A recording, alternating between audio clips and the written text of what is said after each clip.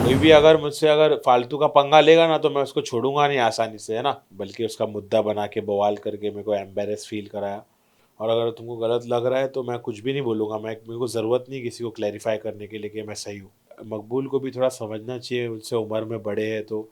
अरमान भाई ने जो मेरे हाइजीन पे सवाल उठाया वो बहुत गलत था। उनको मैं क्या बोलूँ भाई, उनकी मर्जी है ना। और मैं जानबूझ के एक्सप्लोर नहीं किया, ज़्यादा खुला नहीं, क्योंकि मैं उसको याद करूंगा ना तो मेरे को नेगेटिविटी आएगी मेरे मन में। मैं किसी के भी साथ ठसन नहीं रखना चाहता हूँ। मेरे को ऐसा नहीं लगता है, मैं जितना खुला ना उतना काफ़ी था। नमस्कार दोस्तों, मैं हूं मुकेश शर्मा और आपने देखना शुरू कर दिया है टेली चक्कर। और इस वक्त हमारे साथ हैं नेजी भाई। स्वागत है आपका टेली चक्कर पर। हेलो भाई। सबसे पहले तो मैं आप सीधा सवाल पूछूंगा क्योंकि हमारे पास टाइम कम है।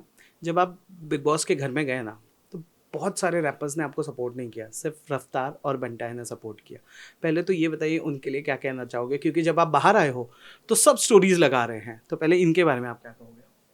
बस यही कहूँगा कि अच्छा किया उन्होंने, जो भी किया, सपोर्ट किया मुझे, तो मुझे प्यार दिखाया तो मैं भी उनकी रिस्पेक्ट करता हूँ, उनको प्यार देना चाहता हूँ, सलाम बोलना चाहता हूँ। और उनको जिन्होंने सपोर्ट नहीं किया, वो रैपर्स?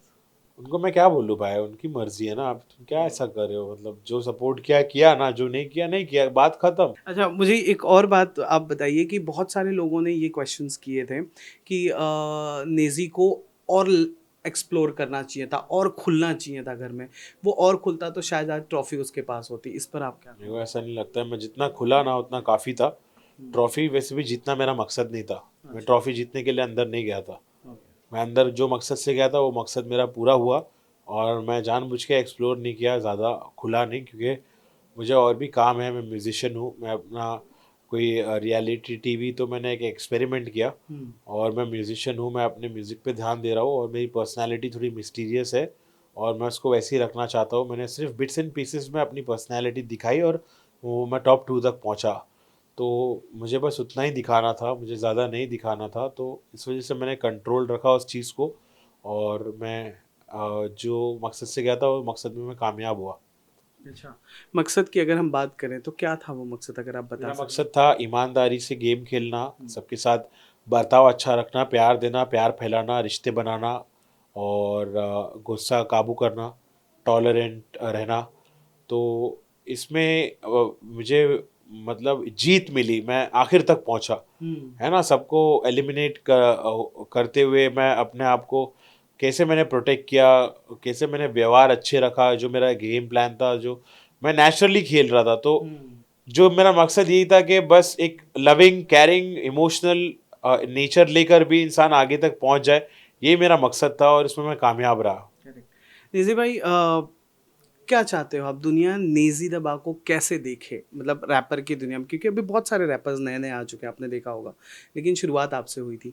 तो आप दुनिया को कैसा नेजी दिखाना चाहते हो? मैं निजी बस ऐसे ही निजी दिखाना चाहता हूँ कि बहुत ज़्यादा टैलेंटेड बंदा, डोमिनेटिंग सीन में रहा, और हम्बल भी है वो, उसके पास टैलेंट है, गॉड गिफ्टेड है।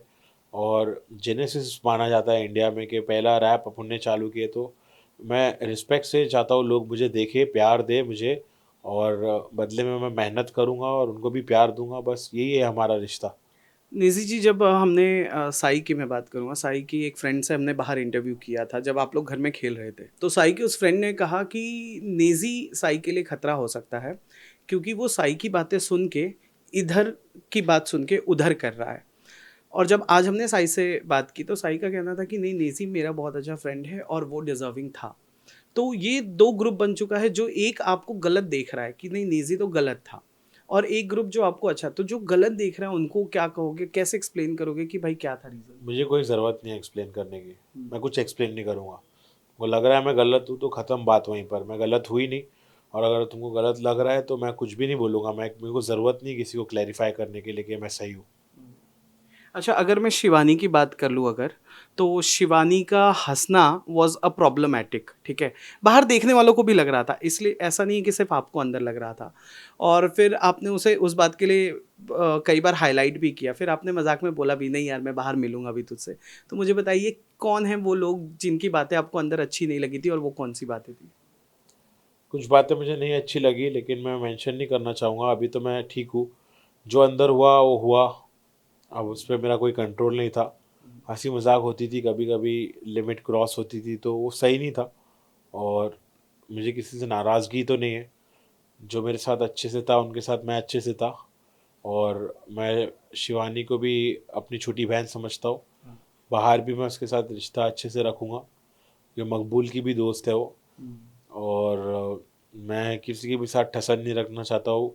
जो बिग बॉस में हुआ, जो गलत हुआ, जो सही हुआ, वो हर चीज़ को मैं समझ के लेता हूँ, सबको माफ़ करता हूँ और एक नई शुरुआत करना चाहता हूँ। Okay, second last question, big boss के घर से एक कौन सा इंसिडेंस आप जो लाए हो, सही या गलत, जो आप कभी नहीं भूलोगे कि यार इस इंसान ने ये जो किया था ये बहुत गलत था?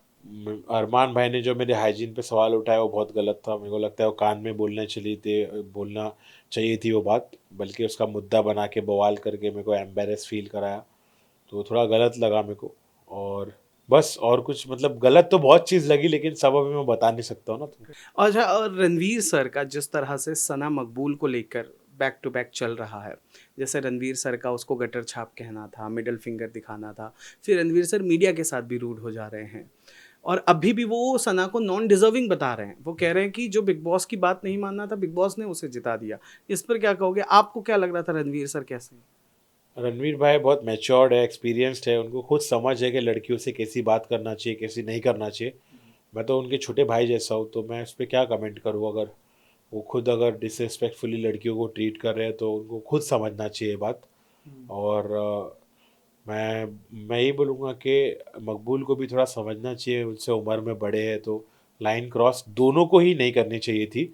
दोनों की गलती समझता हूँ कि उन्होंने अगर लाइन क्रॉस करे, अगर गंदगी मतलब अपनी ज़बान पे लाई एक दूसरे के लिए, तो वो बहुत बुरा है और ऐसा नहीं होना चाहिए। तो अच्छा है, क्योंकि माहौल बिगड़ता है उससे। अब दोनों आर्टिस्ट हो, आप दोनों दिख कर आ रहे हो, ऐसा कि बच्चे लोग क्या सीखेंगे? अगर आप गंदगी अपनी ज़ुबान पे लाते हो तो उससे बच्चों पर क्या असर पड़ेगा? तो थोड़ा सोचना चाहिए।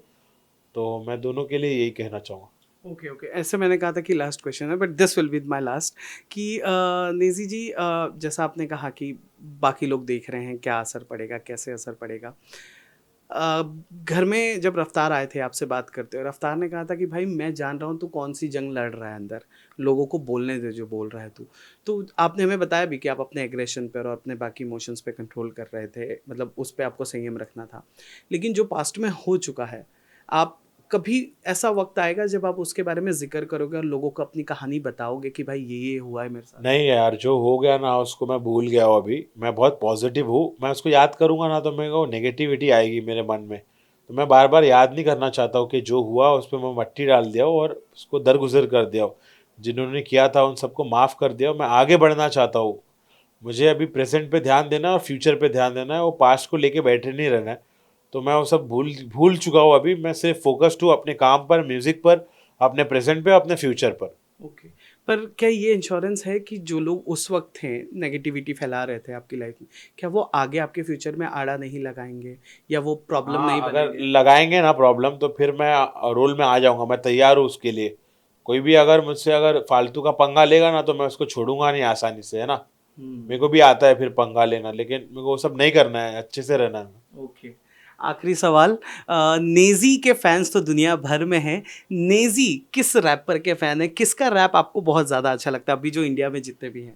मुझे केंड्रिक लमार पसंद है, वो अच्छा। इंडिया में नहीं है, लेकिन मुझे वही रैपर पसंद है। मुझे बिग एल पसंद है, बिग पन पसंद है, बिगी स्मॉल्स, लिल वेन। मुझे बहुत सारे ईस्ट कोस्ट वाले पसंद है, मुझे टूपाक पसंद है वेस्ट कोस्ट वाला।